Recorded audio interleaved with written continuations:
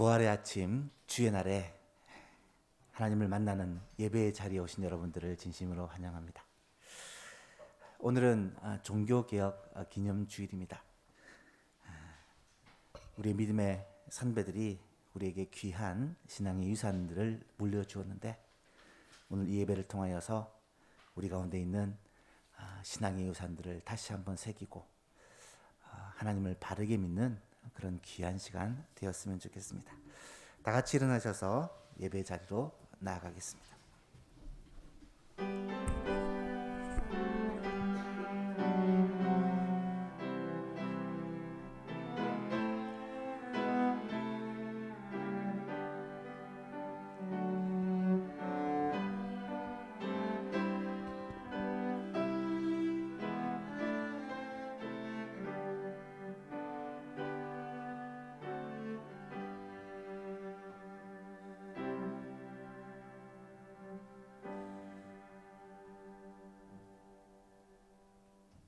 내가 복음을 부끄러워하지 아니하노니 이 복음은 모든 믿는 자에게 구원을 주시는 하나님의 능력이 됨이라. 먼저는 유대인에게요 그리고 헬라인에게로다. 복음에는 하나님의 의가 나타나서 믿음으로 믿음에 이르게 하나니 기록된 바 오직 의는 믿음으로 말미암아 살리라 함과 같으니라. 아멘. 참 좋으신 하나님 아버지, 감사합니다. 우리에게 예수 그리스도를 나의 구주요 나의 주님으로 믿는 이 믿음을 허락하여 주셔서 믿음으로 말미암아 구원을 얻는 이 놀라운 은혜의 복음 가운데, 소망 가운데 살아가며 하나님의 나라를 바라보고 이 땅 가운데 살게 하여 주시니 참 감사합니다. 주의 백성들이 우리를 구원하신 하나님의 은혜에 감사하며 감격하며 이렇게 주님을 만나는 예배의 자리에 나왔사오니 이 시간에도 주의 영으로 함께하여 주시고 하나님을 만나는 감격을 누리게 하시며 마음을 다하고 뜻을 다하고 힘을 다하여 하나님께 온전한 예배를 드릴 수 있도록 인도하여 주옵소서. 시종을 주님께 맡겨드리오며 예수님의 이름으로 기도하옵나이다. 아멘. 찬송가 9장 하나님께 찬송드립니다.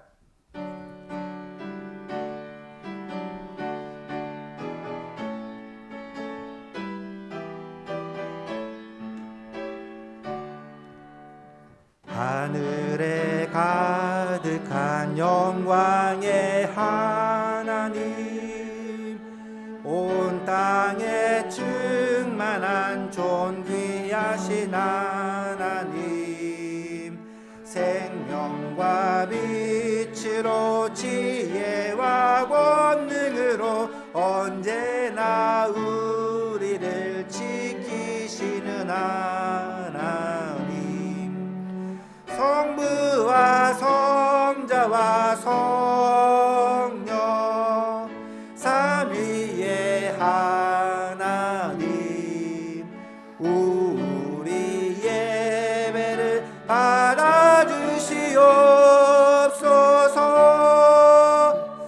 사랑이 넘치는 자비하신 하나님, 은혜가 풍성한 구원의 하나님, 염해의 심령에 평안을 주시옵고 죄악과 허물을 용서하여 주소서. 찬송과 영광과 생명 구원의 하나님, 우리 예배를 받아주시옵소서.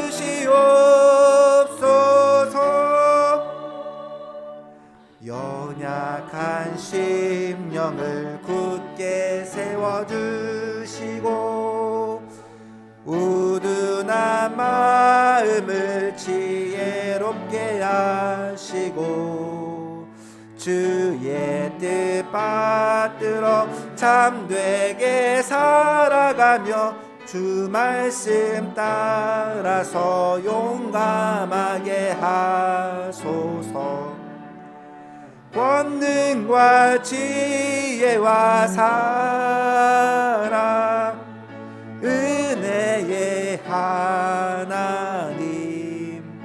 우리 예배를 받아주시옵소서.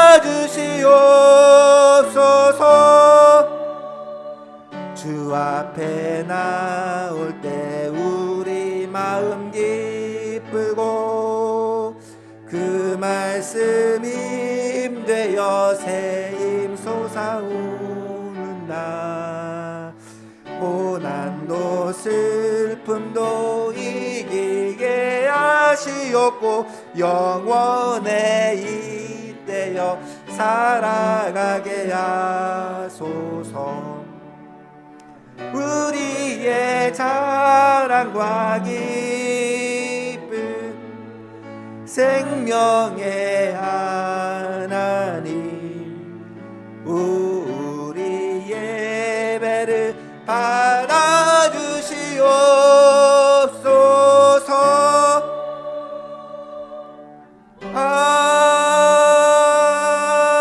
아멘. 사도신경으로 우리 신앙을 고백합니다. 나는 전능하신 아버지 하나님 천지의 창조주를 믿습니다. 나는 그의 유일하신 아들 우리 주 예수 그리스도를 믿습니다. 그는 성령으로 잉태되어 동정녀 마리아에게서 나시고 본디오 빌라도에게 고난을 받아 십자가에 못 박혀 죽으시고 장사된 지 사흘 만에 죽은 자 가운데서 다시 살아나셨으며 하늘에 오르시어 전능하신 아버지 하나님 우편에 앉아 계시다가 거기로부터 살아있는 자와 죽은 자를 심판하러 오십니다.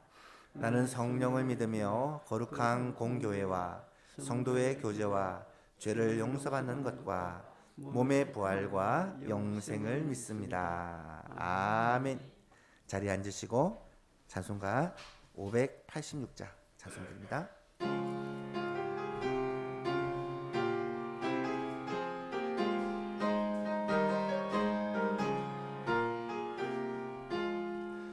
어느 민족 누구게나 결단될 때 있나니 창궐터지 싸울 때에 어느 편에 설 건가. 주가 주신 새 목표가 우리 앞에 보이니 빛과 어둠 사이에서 선택하며 살리라. 고상하고 아름답다 진리 편에 서는 일. 진리 위에 억압받고 명예이익 잃어도 비겁한 자 물러서나 용감한 자 굳세게 낙심한 자 돌아오는 그날까지 서리라.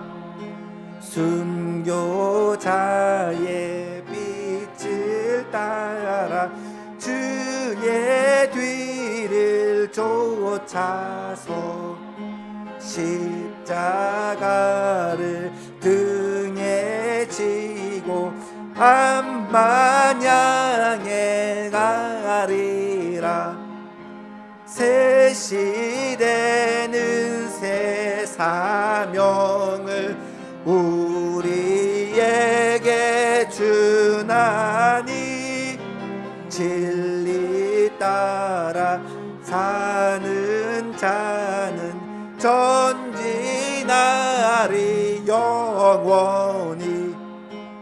마귀비로 여도 진리 더욱 강하다. 진리 따라 살아갈 때 어려움도 당하리. 우리 가는 그 앞길에 어두운 장막 덮쳐도 하나님이 함께 계셔 항상 지켜 주시리.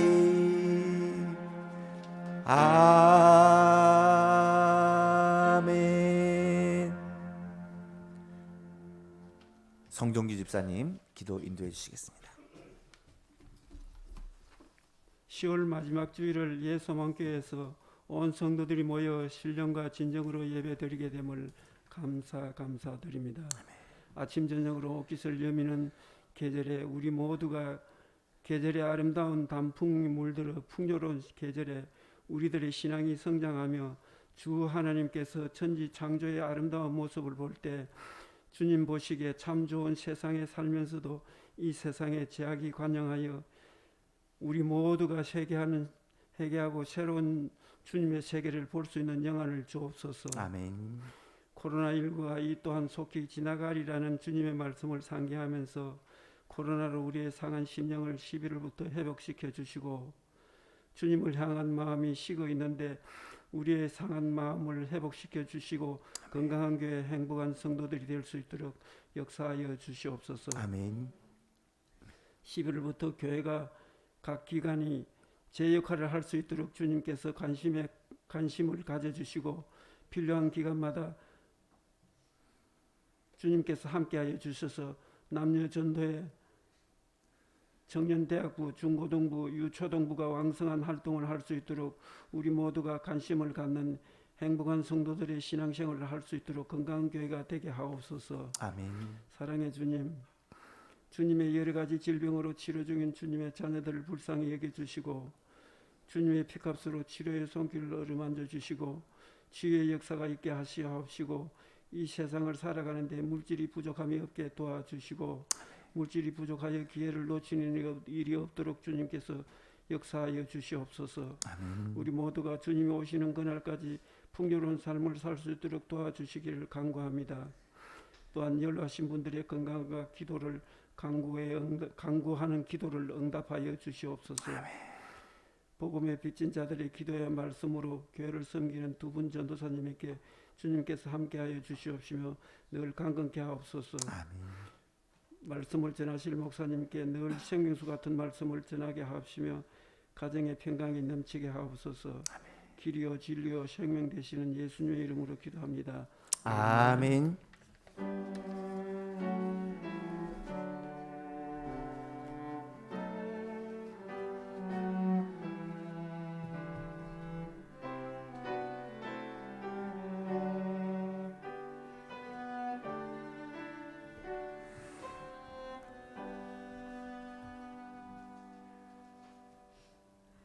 오늘 주신 하나님의 말씀입니다. 창세기 22장 1절에서 14절까지의 말씀. 창세기 22장 1절부터 14절까지의 말씀을 한 절씩 교독하겠습니다.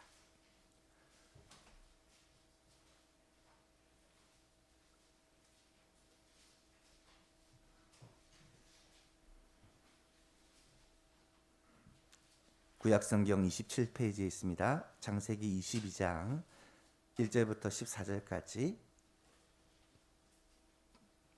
찾으셨으면 한 절씩 교독하겠습니다.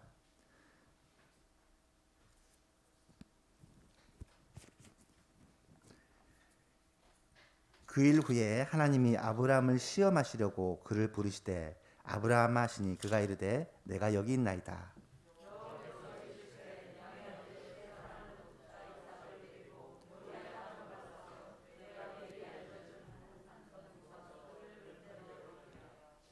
아브라함이 아침에 일찍이 일어나 나귀의 안장을 지우고 두 종과 그의 아들 이삭을 데리고 번제에 쓸 나무를 쪼개어 가지고 떠나 하나님이 자기에게 일러주신 곳으로 가더니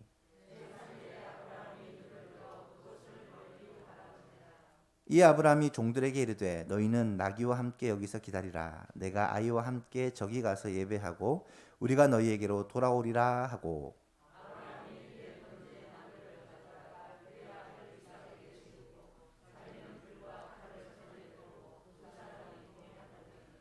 이삭이 그 아버지 아브라함에게 말하여 이르되 내 아버지여 하니 그가 이르되 내 아들아 내가 여기 있노라. 이삭이 이르되 불과 나무는 있거니와 번제할 어린 양은 어디 있나이까.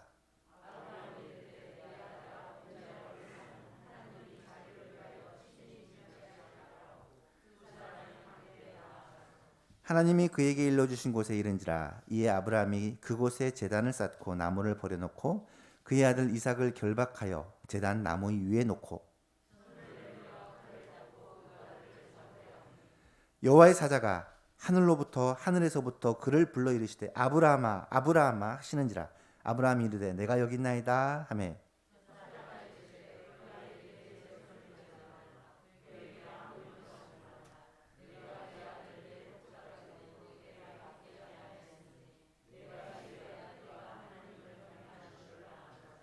아브라함이 눈을 들어 살펴본즉 한 순양이 뒤에 있는데 뿔이 숯불에 걸려 있는지라. 아브라함이 가서 그 순양을 가져다가 아들을 대신하여 번제로 드렸더라.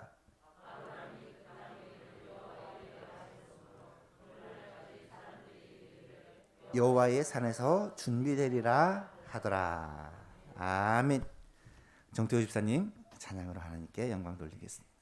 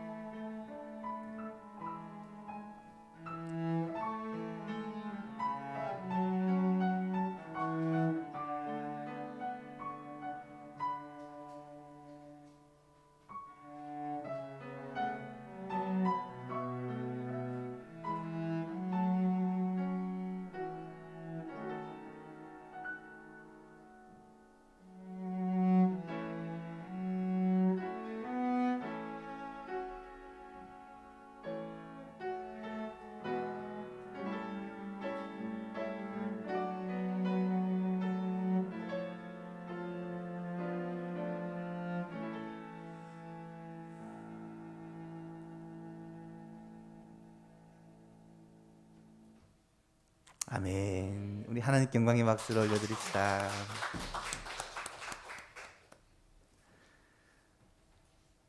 우리 교회가 속한 고신교단은 개혁주의 신앙을 표방하는 교단입니다.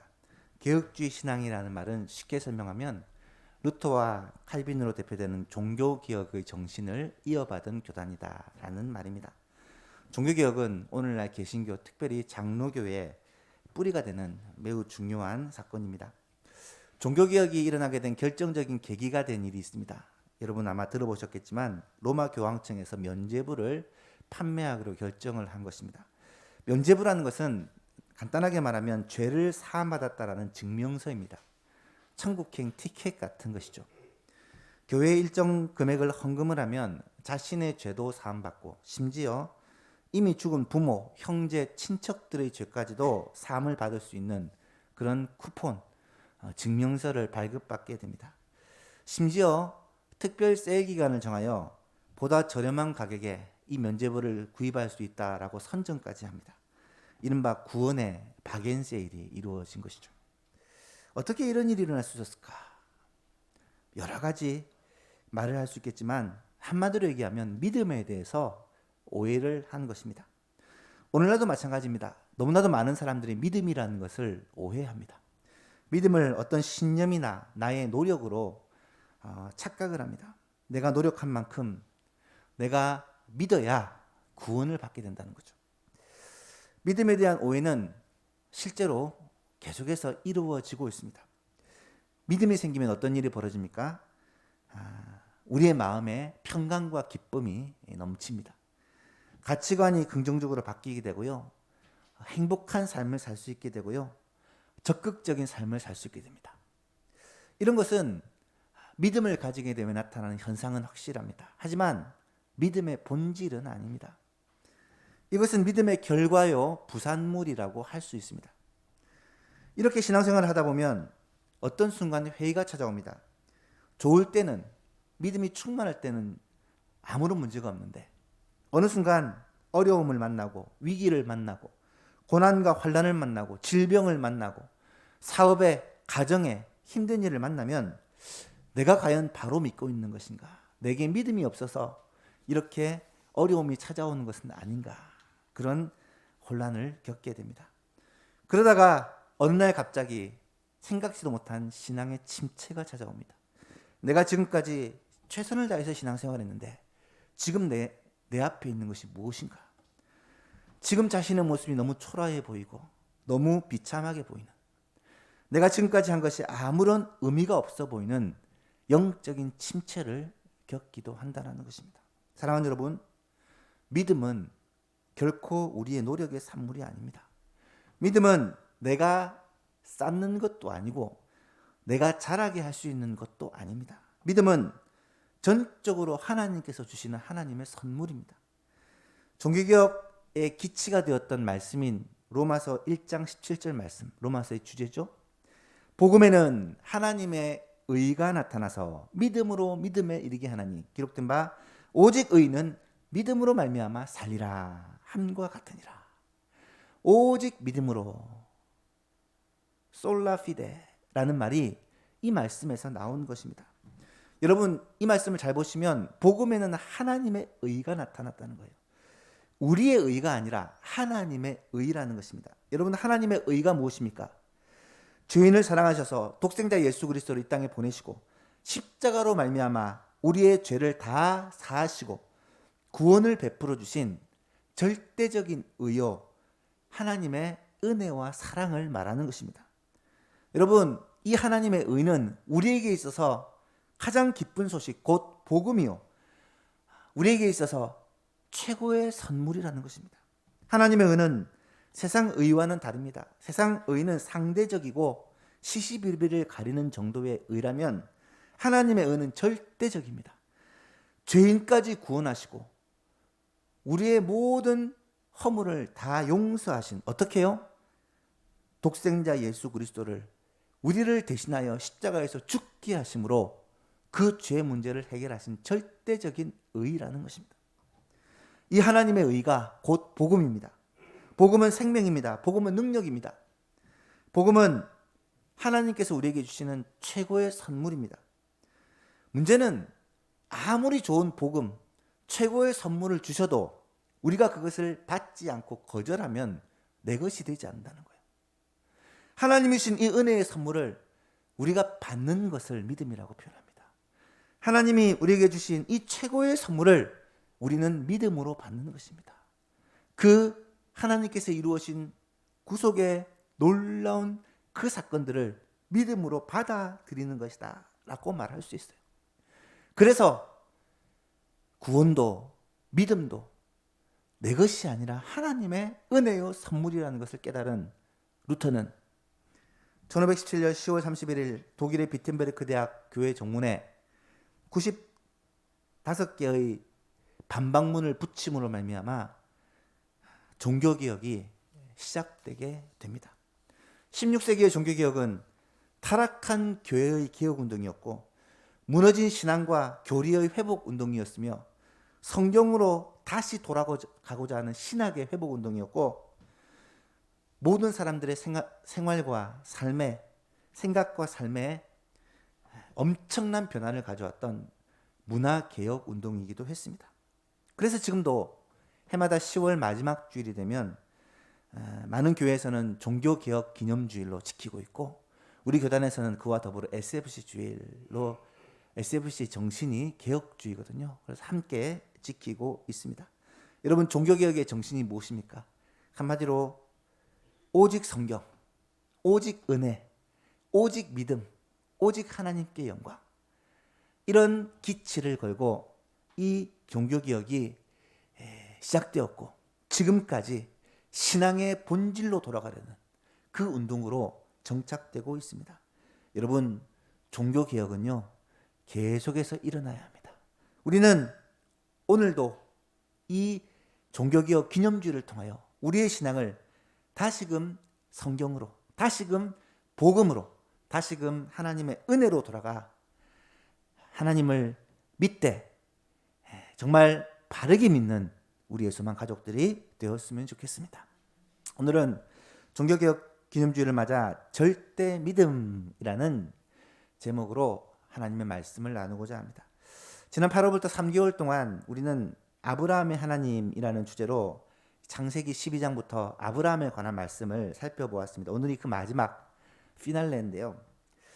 하나님께서 이방 땅에서 하나님을 알지도 못하는 아브라함을 일방적으로 선택하여 부르시고 그 아브라함을 약속의 땅 가나안 땅으로 인도하여 들이십니다. 그리고 약속을 주시죠. 내게 큰 민족을 주겠다. 가나안 땅을 기업으로 주겠다. 너로 말미암아 모든 만민이 복을 받게 하겠다라는 이 세 가지 약속을 주시고 이 약속을 아브라함이 받고 그 말씀을 믿었다라고 했습니다. 그래서 하나님은 이 아브라함에게 친히 역사하셔서 아브라함을 통해 이 약속들을 하나하나 이루어 가신다라는 것입니다. 그런데 이 약속이 금방 이루어진 것이 아닙니다. 아브라함이 약속을 받은 지 무려 25년이 지나서야 드디어 첫 번째 약속, 많은 자손을 주시겠다는 그 물꼬를 튼 첫 번째 자녀가 하나님께서 아브라함에게 주십니다. 이삭은 약속의 아들인데 아브라함이 100세 때 낳은 아들입니다. 오늘 본문은 믿음의 조상이라고 하는 이 아브라함에게 있어서도 믿음의 절정, 믿음의 하이라이트가 되는 사건입니다. 오늘 설교의 제목을 제가 절대 믿음이라고 붙였는데요. 여러분 절대 믿음이라는 것. 이런 믿음 과연 어떤 믿음일까? 예수님을 믿는데 하나님을 믿는데 절대 믿음, 완벽한 믿음, 최고의 믿음 이 절대 믿음이라는 것이 과연 어떤 것일까? 확실한 사실은요. 믿음에도 수준의 차이가 있다는 거예요. 예수님도 말씀하시죠. 큰 믿음이 있고 작은 믿음이 있다. 하나님을 예수님을 믿되 아주 확실하게 분명하게 믿는 사람이 있는가 하면 좀 애매하게 느슨하게 믿는 사람도 있다라는 거예요. 이 믿음의 크기를 예수님은 말씀을 하고 계십니다. 절대 믿음이라고 불릴만한 사람은 어쩌면 그렇게 많아 보이지는 않아요. 하지만 확실한 것은 오늘 본문에 나타난 이 아브라함의 모습을 보면 정말 그 믿음이 대단하다라고 밖에 말할 수가 없습니다. 아브라함은 오늘 이 사건으로 말미암아 최고의 믿음의 사람으로 심지어 믿음의 조상이라고 그렇게 불리게 됩니다. 여러분 믿음의 조상이라는 말은 단순히 이스라엘 백성의 조상이라는 말을 넘어서 믿음에 있어서는 그 누구와도 비교할 수 없을 정도로 탁월한 사람이다라는 의미를 가진 말이죠. 아브라함에게 있어서도 정말 전설과도 같은 이 대단한 믿음의 사건을 오늘 한번 생각해 보면서 이 믿음이 아브라함의 믿음뿐이 아니라 오늘 나의 믿음도 하나님이 보실 때 그런 절대적인 믿음, 아주 성숙한 믿음, 대단한 믿음, 큰 믿음의 사람이 되었으면 좋겠다라는 그러한 바람으로 오늘 말씀을 함께 나누었으면 좋겠습니다. 그렇다면 이 아브라함의 믿음은 과연 어떤 믿음일까? 오늘 사건을 통해서 이 아브라함의 믿음을 한번 깊이 묵상해 보았으면 좋겠는데요. 첫 번째로 이 아브라함의 믿음은 자신의 가장 소중한 것을 드리는 헌신의 믿음입니다. 자신의 가장 소중한 것을 드리는 헌신의 믿음입니다. 어느 날 하나님께서 아브라함을 부르십니다. 그리고 말씀하십니다. 내 아들, 내 사랑하는 독자 이삭을 모리아 땅으로 가서 나에게 번제로 드리라 라고 명령을 합니다. 여러분, 번제가 무엇인 줄 아십니까? 번제는 짐승을 각을 떠서 잘라서 토막을 내어서 홀라당 다 불에 태워서 드리는 그런 제사입니다. 지금 사랑하는 아들 이삭을 번제로 하나님께 드리라는 거예요. 이삭이 누굽니까? 아브라함이 100세 때 낳은 하나밖에 없는 독자입니다. 이삭은 이제 이때가 한 10여 년 정도 지난 이 이삭이 한 10대 청소년 때로 그렇게 보통 추측을 합니다. 그 아들을 세상에 번제로 드리라는 거예요. 물론 이것은 하나님의 시험이었습니다. 아브라함의 믿음을 테스트하기 위한 하나님의 시험이었는데 아브라함은 이것이 시험이라는 것을 과연 알았을까? 글쎄요. 하나님께서 아브라함에게 이것은 내가 너의 믿음을 시험하는 거다. 그런 언급이 없습니다. 혹시 아들을 죽여도 내가 다시 살려줄게. 그런 말씀도 없어요. 그냥 하나님은 내 사랑하는 독자 이삭을 하나님께 번제로 드리라고만 명령하십니다. 우리는 가끔 도저히 이해하기가 힘든 그런 일을 만날 때가 있습니다. 여러분 한번 생각해 보세요. 하나님이 살아계시다면 어떻게 이런 일이 있을 수 있을까 하는 일들이 일어납니다. 도대체 내 삶에는 왜 이런 일이 생길까? 하나님이 나를 정말로 사랑하신다면 왜 이런 일을 내게 허락하셨을까?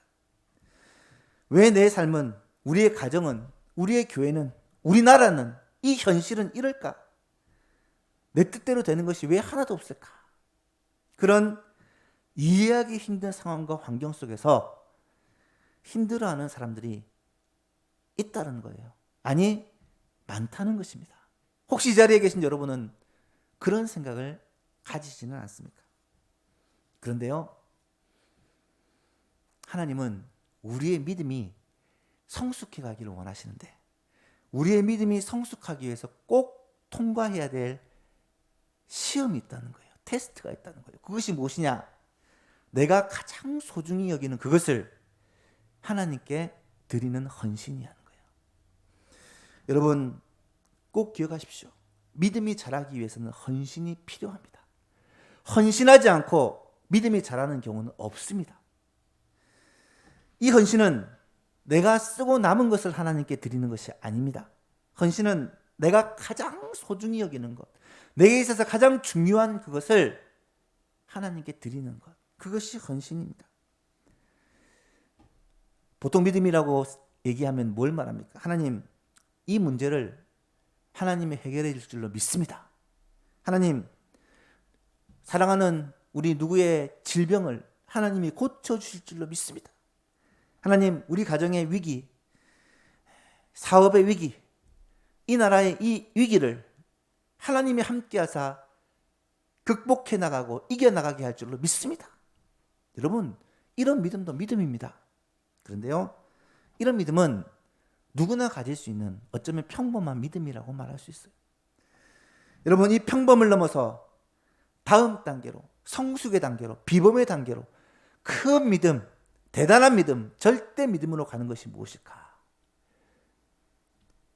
그럼에도 불구하고 어떠한 상황과 환경 속에서도 절대로 흔들리지 않는 이 믿음의 비결이 무엇일까? 이때 필요한 것이 나에게 있어서 가장 소중한 것을 하나님께 드리는 이 헌신의 믿음이라는 거예요. 사랑하는 여러분, 한번 생각해 보십시다. 내게 있어서 가장 소중한 것이 무엇입니까? 나에게 있어서 가장 중요한 것이 무엇입니까? 자녀입니까? 가정의 평화입니까? 마음의 평화와 안정입니까? 노후의 평안입니까? 물질의 풍족함입니까? 사람들의 인정과 칭찬입니까? 그것이 무엇이든 간에 내가 소중히 여기는 그것을 하나님이 원하신다면 드릴 수 있는, 이것이 하나님이 마지막으로 아브라함에게 테스트하는 시험이었다는 거예요. 사랑하는 여러분, 내게 있어서 소중한 것, 그것보다 하나님을 더 사랑할 수 있기를 축복합니다. 하나님이 원하신다면 내가 정말로 소중히 여기는 것도 주님께 드릴 수 있는 이 헌신이 있을 때 하나님은 우리에게 금보다 귀한 고귀한 믿음을 선물로 허락해 준다는 거예요. 두 번째입니다. 아브라함의 믿음은요, 하나님의 약속을 확실하게 붙드는 믿음입니다. 하나님의 약속을 확실히 붙드는 믿음입니다. 아브라함이 하나님의 지시를 받고 어떻게 했을까? 우리는 상상을 해보셔야 돼요. 하나님의 이런 말씀을 받고 아브라함은 어떻게 했을까? 많은 사람들 생각합니다. 아브라함은 아마 몇 날 며칠 잠을 못 잤을 것이다. 그렇죠. 당연하죠. 세상에 사랑하는 아들을 번제로 드리라고 하는데 그 말 듣고 편히 잠잘 수 있는 사람이 누가 있겠습니까? 아마 여러 가지 복잡한 생각과 갈등 속에 그렇게 번민하며 몇 날 며칠을 지새웠을 것 같아요. 그런데요, 성경을 읽어보면 그렇게 말하고 있지 않습니다. 아브라함은 고민하지 않고 하나님의 말씀을 즉각 순종합니다. 3절을 보세요. 아브라함이 아침에 일찍 일어나 나귀의 안장을 지우고 두 종과 그의 아들 이삭을 데리고 번제에 쓸 나무를 쪼개어 가지고 떠나 하나님이 자기에게 알려주신 곳으로 가더니, 이 말씀을 읽으면서 참 저는 아버지로서 이해가 안 되는 거예요. 여러분, 몇 날 며칠을 고민한 게 아니라 그 다음 날 아침 일찍 일어나 당장 준비하고 떠납니다. 특히 여기서 사용되는 동사를 보니까 일찍이 일어나, 이 동사가 잠에서 깨어 일어났다는 동사예요. 여러분 한번 생각해 보십시오. 하나밖에 없는 아들, 독자, 그것도 100살에 얻은 귀한 아들, 금보다 귀한 아들을 하나님께서 번제로 바치라는데 밤에 잠을 잤다는 거예요. 일찍이 잠을 자고 일찍이 일어나 하나님의 말씀대로 순종했다는 거예요. 저라면 분명히 하나님께 따지고 들었을 것입니다. 하나님 잘못 들었죠? 설마. 하나님이 생명을 귀하게 여기시는 분인데 사람을 갖다가 제물로 드리라는 게 말이 됩니까? 하나님 한 7번쯤 반복해서 똑같은 말씀을 주시면 그때 한번 생각해 볼게요. 뭐 쉽게 받아들이지 못했을 것 같아요. 아니, 이삭이 누굽니까? 이삭은 100년 하나님의 약속을 받은 지 25년 동안 기다려서 받은 그 아들 아닙니까? 이 이삭은 지난 10여 년 동안 내 삶의 이유와 목적이고 행복이었고 이 이삭 때문에 지금까지 제가 살고 있지 않습니까? 그런데 그것을 하나님이 바치라는 게 말이 됩니까? 온갖 번민과 걱정과 갈등을 해야 정상이 아니겠습니까? 그런데 아브라함은 밤에 일찍이 누워 아침에 일찍 일어나 하나님이 말씀하신 대로 모든 일을 담담하게 행하고 있습니다. 어떻게 그럴 수 있었을까? 어떻게 이럴 수 있었을까? 아무리 생각해도 답은 한 가지밖에 없습니다. 아브라함은 하나님의 약속을 확실하게 믿었기 때문입니다. 하나님이 어떤 약속을 주셨습니까? 창세기 17장 19절에 보니까 우리가 저번에 살펴보았던 말씀이죠. 하나님이 이르시되 아니라 내 아내 사라가 내게 아들을 낳으리니 너는 그의 이름을 이삭이라 하라. 내가 그와 이삭과 내 언약을 세우리니 그의 후손에게 영원한 언약이 되리라. 분명히 하나님은 이삭과 언약을 세우고 이 이삭의 후손들이 하나님과 영원한 약속을 성취하게 된다고 말씀하셨어요. 창세기 21장 12절에도 아브라함이 하갈과 이스마엘을 쫓아 보내면서 하나님이 주신 말씀이에요. 하나님이 아브라함에게 이르시되 내 아이나 내 여종으로 말미암아 근심하지 말고 사라가 내게 이른 말을 다 들으라. 이 말은 하갈과 이스마엘을 쫓아보내라. 이삭을 학대하는 괴롭히는 그 이스마엘을 쫓아보내라 라고 말씀하시면서 이삭에게서 나는 자라야 내 씨라 부를 것임이니라. 이삭에게서 태어난 자가 내 씨가 될 것이라고 하나님이 분명히 말씀해 주셨어요. 만약에 이삭이 죽으면 어떻게 됩니까? 하나님의 이 약속이 다 깨어지는 거예요. 아브라함은 이삭이 죽지 않는다는 것을 확신한 것입니다. 하나님이 약속하셨기 때문에 하나님이 약속의 아들로 그 언약의 씨로 내게 주신 아들이 이삭이기 때문에 하나님은 이 이삭을 통해 하나님의 약속을 이루실 것이고 큰 민족을 주실 것이고 가나안 땅을 주실 것이고 복의 통로로 삼으실 것이라는 확신을 가지고 있었기 때문에 하나님의 말씀을 순종할 수 있었던 거예요. 하나님은 이 약속을 한두 번 주셨습니까? 이 아브라함의 일생에 계속해서 약속을 주셨고요. 뿐만 아니라 횃불 언약을 통해서 목숨을 걸고 하나님이 맹세까지 하셨어요. 이와 같이 하나님의 약속을 철석같이 믿는 이 믿음이 여러분 절대 믿음입니다. 아브라함의 믿음은 하나님의 약속을 믿었기 때문에 하나님의 그 말씀을 순종할 수 있었어요. 하나님의 그 말씀을 정말 그대로 믿으면 역사가 나타나고 능력이 나타나게 되어 있어요. 사랑하는 성도 여러분, 하나님의 말씀을 그대로 철석같이 믿기 위해서는 꼭 필요한 게 무엇일까? 하나님이 누구신지를 알아야 되고요. 하나님이 내게 말씀하시는 그 말씀을 들을 수가 있어야 돼요. 그래서 예배가 중요하고, 그래서 말씀 묵상이 중요하고, 그래서 기도가 중요하고 찬양이 중요한 거예요.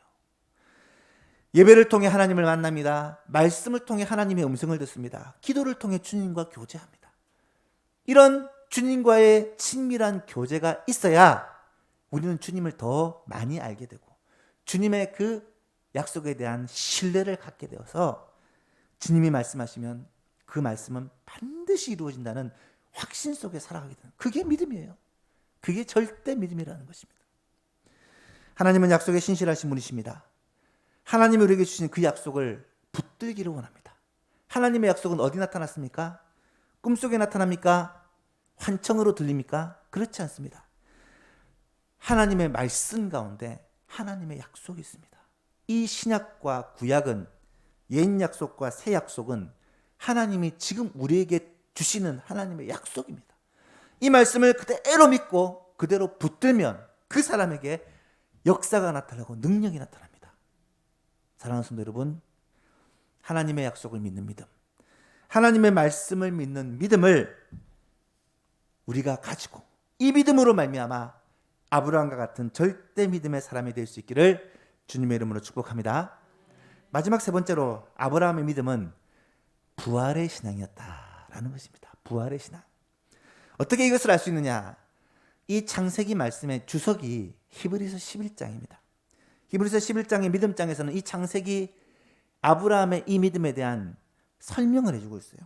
17절에서 19절 사이에 보면 이런 말씀이 있습니다. 아브라함은 시험을 받을 때 믿음으로 이삭을 드렸으니 그는 약속들을 받은 자로 돼 그 외아들을 드렸느니라. 그에게 이미 말씀하시기를 내 자손이라 칭하리는 이삭으로 말미암으리라 하셨으니 그가 하나님이 능히 이삭을 죽은 자 가운데서 다시 살리실 줄로 생각한지라. 비유컨대 그를 죽은 자 가운데서 도로 받은 것이니라. 아멘. 하나님의 약속을 분명히 믿었던 아브라함은 약속의 아들 이삭이 혹시 죽더라도 다시 살아날 것을 믿었다는 거예요. 이것은 무슨 신앙입니까? 부활신앙입니다.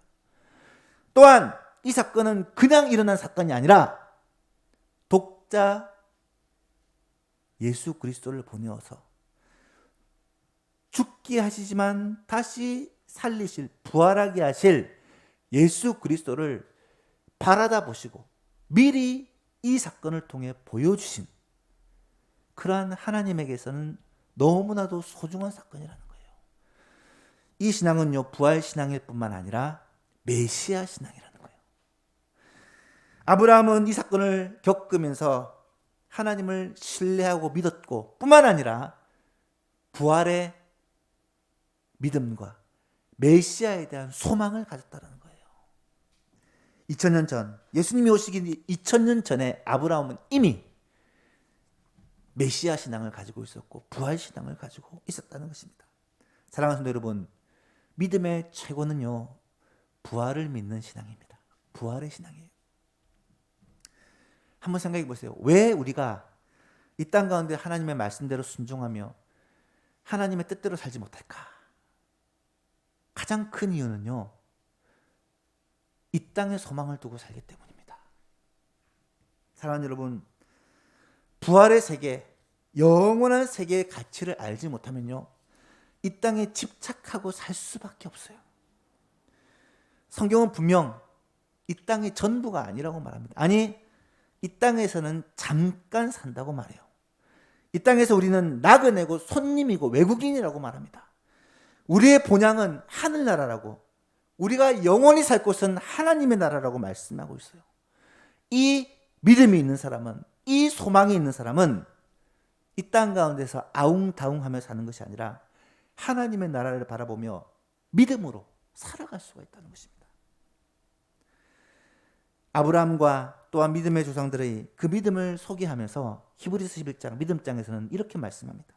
이 사람들은 다 믿음을 따라 죽었으며 약속들을 받지 못하였을 때 그것들을 멀리서 보고 환영하며 또 땅에서는 외국인과 나그네임을 증언하였으니 그들이 이같이 말하는 것은 자기들이 본향 찾는 자임을 나타냄이라. 그들이 나온 바 본향을 생각하였더라면 돌아갈 기회가 있었으려니와 그들은 이제 더 나은 본향을 사모하니 곧 하늘에 있는 것이라. 이러므로 하나님이 그들을 하나님이라 일컬음 받기를 부끄러워하지 아니하시고 그들을 위하여 한 거룩한 성, 천국 도성을 예비하였느니라. 사랑하는 성도 여러분, 영원한 천국은요 우리의 소망입니다. 우리의 믿음의 결국은 하나님의 나라에서 영생을 누리는 거예요. 천국은 어떻게 갈 수 있나요? 예수 그리스도를 믿음으로만 갈 수 있습니다. 다른 이름을 주신 적이 없습니다. 다른 길이 없습니다. 예수 그리스도를 믿음으로 말미암아 우리는 하나님의 나라, 영원한 천국에 들어갈 수 있어요. 그래서 이 땅 가운데 살 수 있는 최고의 일, 가장 중요한 일, 가장 시급한 일이 무엇이냐? 그것이 예수님 믿는 거예요. 그것이 예수님 믿는 거예요. 사랑하는 여러분, 이 세상에서 해야 될 일이 많습니다. 우리의 가정도 소중하고 우리의 일도 소중하고 물질도 소중하고 꿈도 소중하고 자녀들을 양육하고 가정을 아름답게 세워가는 것도 소중한 일이에요. 다 가치 있는 일입니다. 그런데 가장 가치 있고 가장 중요하고 가장 우선적으로 해야 되는 일이 믿음을 준비하는 일이에요. 왜요? 이 땅은 잠깐이요. 이 땅을 떠나면 영원한 세계가 우리에게 기다리고 있기 때문입니다. 영원한 세계에 들어가는 유일한 길은 바로 예수 그리스도를 믿는 믿음. 이것으로 말미암아 하나님의 나라에 들어갈 수 있기 때문에. 그래서 저는 절대 믿음이라는 이 단어를 계속 묵상하면서, 물론 믿음의 크기가 엄청나게 커서 결코 흔들리지 않는 대단한 믿음도 중요하겠지만 진짜 최고의 믿음은 구원받는 믿음이구나, 천국 가는 믿음이구나. 사랑하는 성도 여러분, 이 자리에 계신 여러분 한 명은 한 사람도 빠짐없이 영원한 하나님의 나라에 들어가는 이 믿음을 소유할 수 있기를 주님의 이름으로 축복합니다. 이게 최고의 믿음이에요. 예수 믿고 천국 가는 것, 이거보다 더 큰, 더 위대한 믿음은 없습니다. 혹시 이 시간 아직까지 예수님을 나의 구주, 나의 주님으로 믿지 못하는 사람이 있다면 오늘 이 말씀을 한번 깊이 생각하면서, 내가 이 땅에서 해야 될 많은 일들 가운데 제1번, 제일 급하고 중요하고 가장 가치 있는 일이 예수 믿는 일이구나 라는 것을 깨닫게 될 수 있기를 축복합니다. 여러분 주위에 아직까지 예수 믿지 않는 사람 있습니까? 여러분 그 사람이 이 땅을 살아가면서 참 열심히 살고 많은 일을 하고 또 때로는 주위 사람들에게 가치 있는 일도 하지만 그들에게 있어서 가장 급한 일, 가장 소중한 일, 가장 중요한 일은 예수 그리스도를 믿음으로 말미암아 구원받는 그 믿음을 가지는 일이라는 거예요. 사랑하는 여러분, 가장 소중한 믿음, 가장 대단한 믿음은 예수 믿고 구원받는 이 부활의 믿음이라는 사실을 여러분 꼭 기억할 수 있기를 축복합니다. 말씀을 맺습니다. 오늘은 아브라함의 믿음을 통해서 절대 믿음이라는 것이 무엇인가 생각해 보았습니다. 절대 믿음은 먼저 자신에게 있어서 가장 소중한 것을 하나님께 드릴 수 있는 헌신의 믿음입니다. 믿음이 자라기 위해서는 헌신이 꼭 필요해요. 두 번째는 절대 믿음은 하나님의 약속을 붙드는 믿음입니다. 하나님의 약속, 특별히 신구약 성경에 기록된 이 하나님의 약속을 내게 주시는 하나님의 약속으로 붙드는 믿음, 이것이 너무너무 소중합니다. 마지막으로 절대 믿음이란 부활의 믿음입니다. 천국 소망이에요. 이 땅 가운데 살아가지만 우리는 이 땅을 살아가는 자가 아니라 천국을 향해 살아가는 자예요. 이 땅에서 모든 것을 다 누리고 맛보고 살 수는 없을지라도 우리는 반드시 하나님의 나라에서 영원토록 하나님과 함께 영광과 복을 누리며 살아갈 그런 자들입니다. 사랑하는 성도 여러분, 절대 믿음은 구원받는 믿음이요, 천국을 소망하는 믿음이요, 주님을 바라보는 믿음입니다. 오직 예수님만 바라보는 예수만교회 성도님들은 한 사람도 빠짐없이 이런 믿음을 소유함으로 말미암아 이 땅 가운데서도 하나님의 나라를 바라보고 소망 가운데 사시고 이 땅을 떠나는 날 주님의 나라에서 영원히 주와 함께 살아가는 그런 은혜가 있기를 주 예수 그리스도의 이름으로 축복합니다. 하나님 아버지 감사합니다.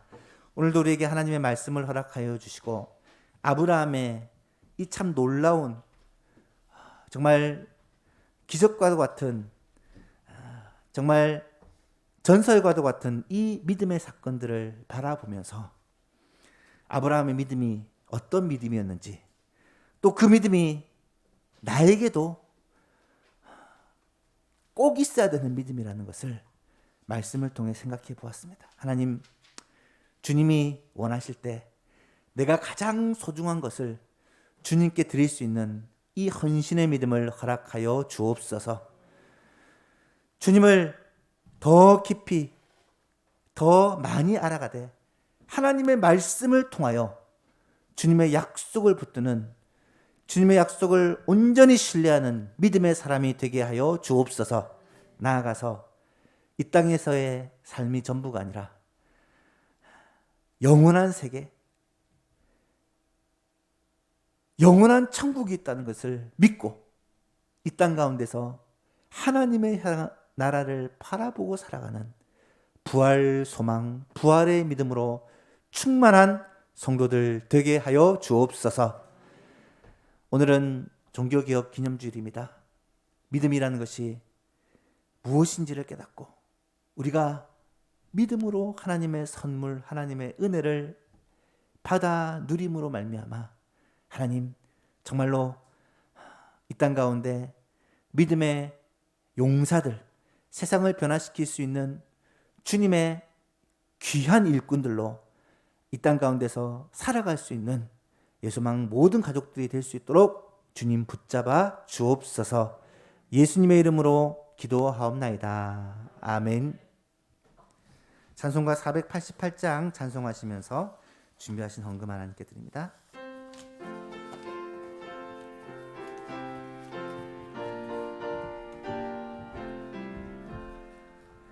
이 몸의 소망 무언가 우리 주 예수뿐일세. 우리 주 예수밖에는 믿으리야 주 없도다. 주 나의 반석이시니 그 위에 내가 서리라. 그 위에 내가 서리라. 무섭게 바람 부는 밤 물결이 높이 설렐 때 우리 주 크신 은혜에 소망에 닿을 줄이라. 주 나의 반석이시니 그 위에 내가 서리라. 그 위에 내가 서리라. 세상에 믿던 모든 것 끊어질 그날 되어도 구주의 언약 미사와 내 소망 더욱 크리라. 주 나의 반석이시니 그 위에 내가 서리라. 그 위에 내가 서리라.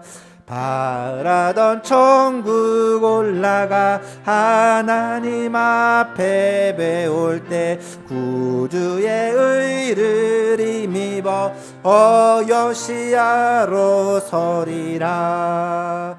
주 나의 반석이시니 그 위에 내가 서리라. 그 위에 내가 서리라. 하나님 아버지 감사합니다. 우리의 소망이 이 땅 가운데 있으면 절망하고 낙심하고 침체 속에 살아갈 수밖에 없겠지만 우리의 소망이 하나님의 나라 영원한 세계 하늘에 있기 때문에 이 땅에서 우리의 생각과 우리의 뜻과 우리의 계획대로 일이 되지 않을 때 절망하고 낙심하는 것이 아니라 오히려 영원한 하나님의 나라, 완벽한 나라, 완전한 나라를 바라보며 주님을 향하여 더 믿음으로 살게 하여 주옵소서. 하나님 아버지,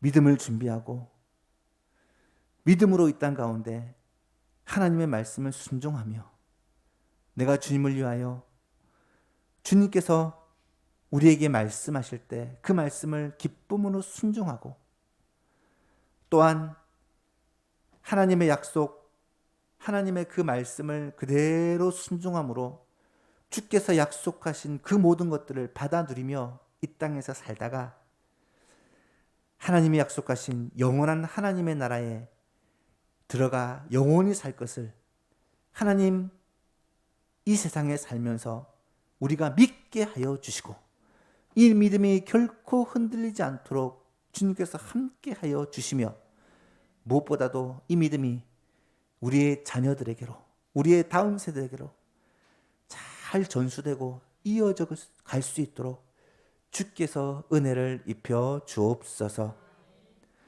오늘 2부 예배 시간에는 또 학습 세대식을 거행하게 되어지고 또 다음 달부터는 우리 교회의 주일학교와 이런 모임들이 또 다시 시작을 하고자 합니다. 하나님 아버지, 이 모든 과정을 주님께서 꼭 주장하시고 인도하시고 하나님 아버지, 우리의 기도와 간구가 하나님의 뜻 안에서 아름답게 이루어질 수 있도록 은혜를 입혀 주옵소서. 귀한 예물을 하나님께 구별하여 드립니다.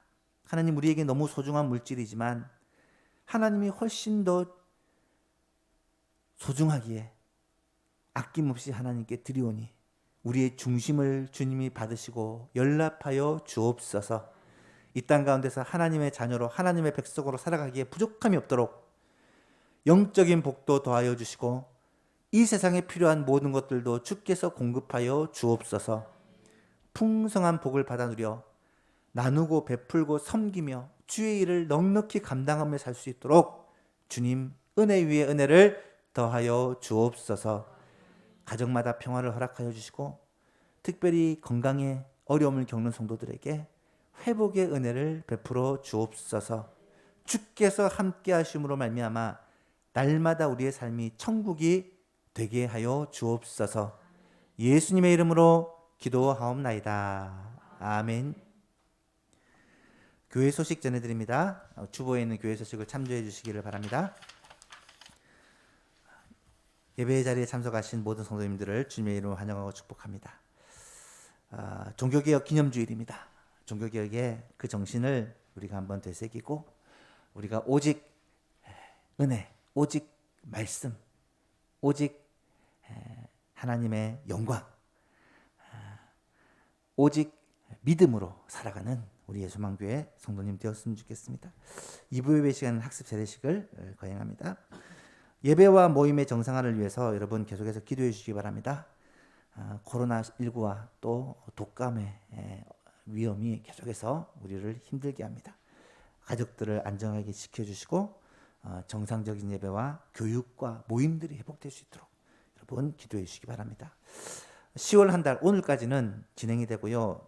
다음 주일 11월이 되면 오늘 당회를 거쳐서 어떻게 할지 방침을 정하고 여러분에게 문자로 먼저 알려드리도록 하겠습니다. 정기당회는 2부 예배 후에 본당에서 모임을 갖습니다. 우리 이성애 권사님 우리 고구마를 한 트럭을 제공하셨습니다. 그래서 우리 돌아가시면서 우리 가정당 한 봉지씩 그렇게 고구마를 담았으니까 가셔서 드시고 우리 이성애 권사님 암 치료 가운데 있으니까 하나님의 특별한 은혜로 말미암아 빠르게 회복될 수 있도록 여러분 꼭 기도해 주시기를 바랍니다. 연로하신 성도님들과 환우들을 위해서 기도해 주시기를 바라고요. 결혼 소식이 있습니다. 지난주에도 말씀드렸지만 이번 주 토요일입니다. 이번 주 토요일 날 오후 4시에 우리 전현 집사님, 김영희 권사님, 차녀 전혜선 자매 작년까지 우리 교회 나왔다가 올해는 지금 코로나로 나오지 못하고 있는데 지금 잘 믿는 총각을 만나 그렇게 결혼을 준비하고 있고요. 그 교회 함께 지금 다니고 있다고 합니다. 우리 아펠가모 공덕 7층 이런 어려운데 지하철 타고 가시면 좋아요. 승용차보다는 지하철로 가시면 공덕역 7번 출구에 바로 있다고 하니까 그렇게 가셔서 많이 축하해 주시고 그렇게 우리 혜선자매를 아마 아시는 분 많을 거예요. 그래서 축복받는 결혼이 될 수 있도록 그렇게 관심 가져주시길 바랍니다. 나머지 내용은 주보를 참조해 주시고요. 다 같이 일어나셔서 찬송가 383장 찬송하시고 축도로 예배를 마치겠습니다.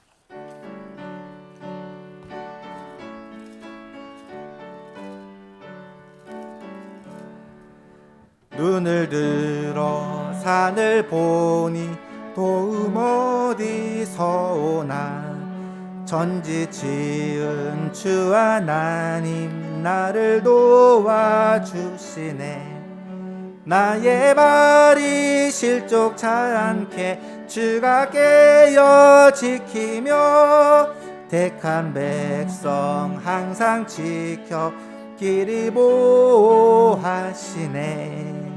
도우시는 하나님이 내게 그늘 되시니 낮의 해와 밤의 달이 너를 상치 않겠네.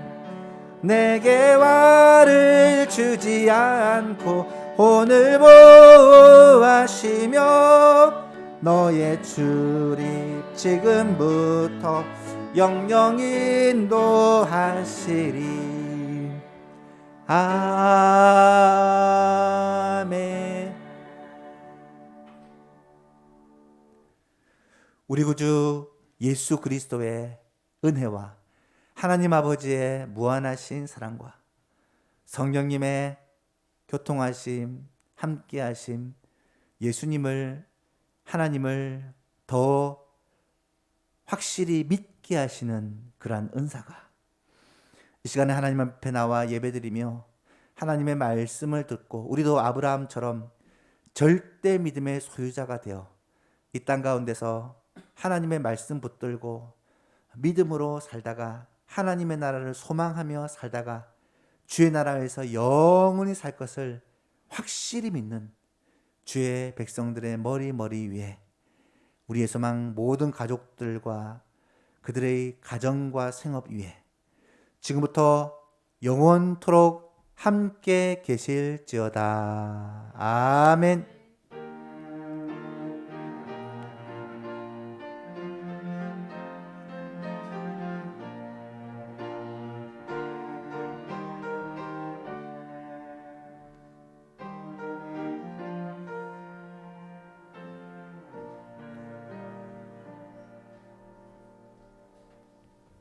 예배를